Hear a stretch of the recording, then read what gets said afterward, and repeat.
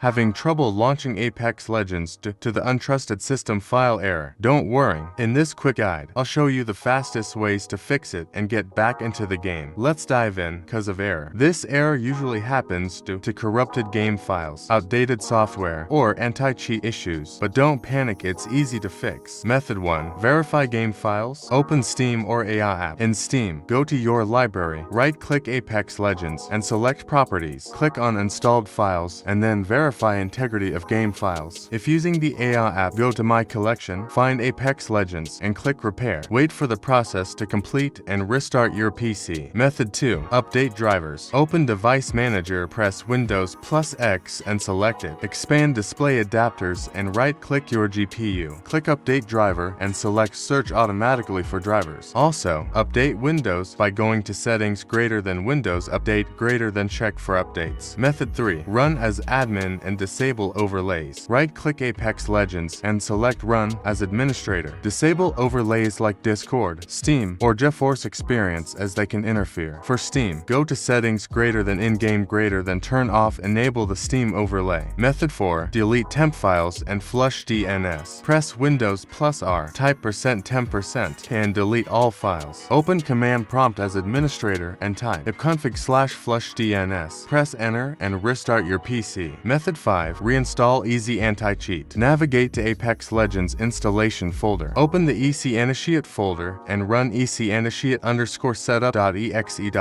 Select Repair and let it finish. Restart your PC and launch the game. That's it. One of these fixes should solve the Untrusted System File error in Apex Legends. If this helped, drop a like and subscribe for more quick fixes. Happy gaming!